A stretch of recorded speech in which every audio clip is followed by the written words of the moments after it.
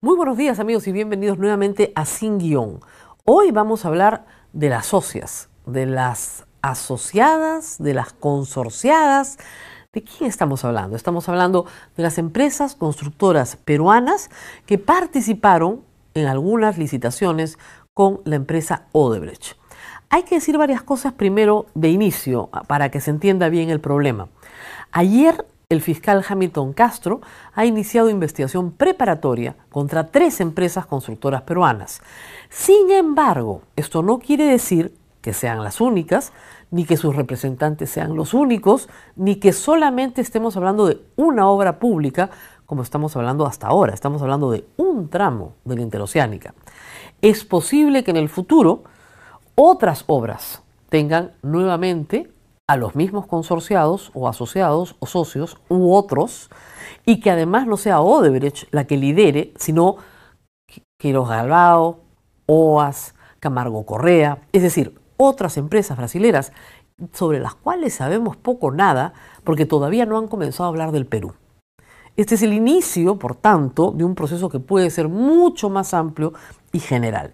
Y esto es importante a tener en cuenta por las consecuencias que tiene para los que son imputados hoy, dado que han participado en otras obras públicas y con otros socios brasileños.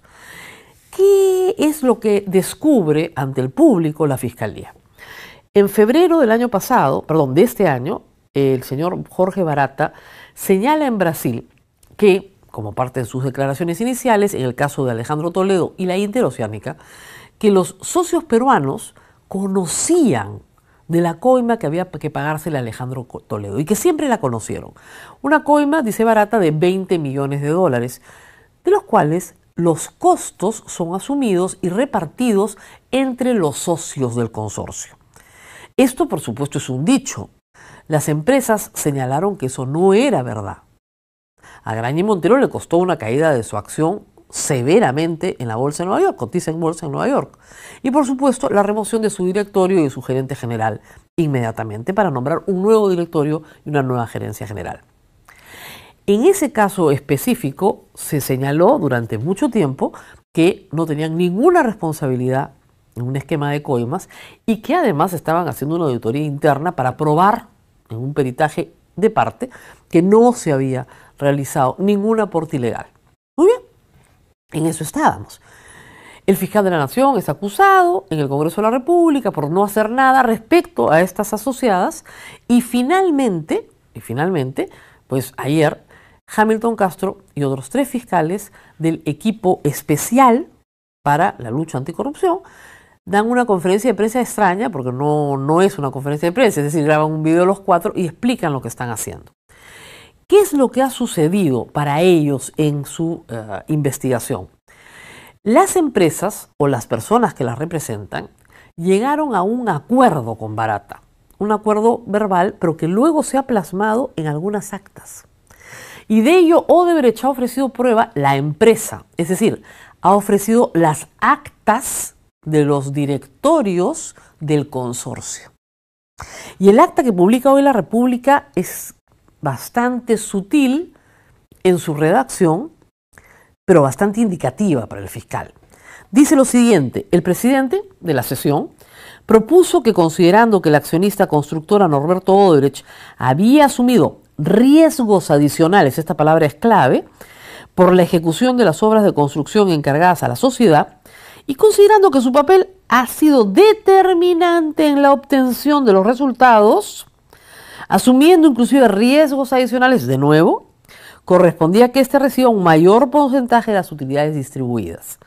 Adicionalmente, se reconoció los riesgos asumidos por Odebrecht Participación e Investments, por lo que se le acordó por unanimidad que éste reciba de acuerdo al porcentaje que le corresponde. Es decir, hay un acuerdo final el 2011. Acuérdense que la carretera se comienza a ejecutar el 2006, ¿no es cierto? Se termina el 2011 y el 2011, cuando reparten utilidades, dicen que a Odebrecht le corresponde un poquito más porque ha asumido riesgos adicionales. Barata señala que esa es la compensación por los 20 millones que ellos ya habían puesto. Y les corresponde colocar entre las 3, entre Graña y Montero, ICSA y JJ Camet, 15 millones de dólares. Por los otros 5 los asume Odebrecht. Ahora, el concepto riesgos adicionales es un concepto contable dentro de la construcción que es bastante regular y que ha sido explicado en alguna oportunidad por algunas de las constructoras. Es decir, ¿qué pasa cuando hay una sociedad y una de las empresas, digamos la que diseña la ingeniería, en este caso Odebrecht, considera, por ejemplo, que hacer un puente tiene una cimentación de algún tipo, pero luego, a pesar de que el estudio de suelos diga otra cosa, al hacer la excavación se tiene que gastar mucho más en esa cimentación, porque se desconocía por la naturaleza geográfica, etcétera, las condiciones en las que finalmente se iba a ejecutar la obra. Y eso es un riesgo adicional. ¿Ok? Eso en construcción es común. Lo que es raro es que ese riesgo adicional se compense recién en el 2011. Eso es lo que dice la Fiscalía. Porque si esos riesgos adicionales van emergiendo de la obra, se van compensando inmediatamente por las partes de acuerdo a su participación y no se dejan para el reparto de utilidades 5 años después de iniciar la obra. Esa es la sospecha del señor Hamilton Castro, que le lleva a decir que efectivamente algunas personas naturales, representantes de estas empresas, conocían de este acuerdo. Esas personas ya han sido sindicadas, están en este momento en la etapa de investigación preparatoria. Son 3 representantes de Araño y Montero, un representante de JJ Camet y un representante de ICSA. Esas empresas, digamos, tienen ahora la oportunidad, por supuesto, de hacer sus descargos. Por supuesto, reitero, esta es la punta de una madeja mucho más grande, porque hubieron muchas más licitaciones, muchas más obras y muchos más consorcios. Ahora, la pregunta es, ¿por qué participaban las empresas peruanas? Porque por disposición de la propia licitación se obligaba a que un porcentaje de la obra se hiciera con empresas peruanas. Y por otra razón también práctica, porque los contratistas eran peruanos. Graña y Montero es un contratista en muchas otras obras también de empresas internacionales. ¿Por qué? Porque la empresa internacional puede hacer el diseño de ingeniería, pero la mano de obra, la supervisión de la obra y otras actividades propias, ¿no es cierto?, de la obra, las pone el contratista. Entonces, hay acá varios elementos a dilucidar. Lo que es cierto es que la posición oficial de Graña y Montero respecto a estos hechos ha cambiado en las últimas semanas.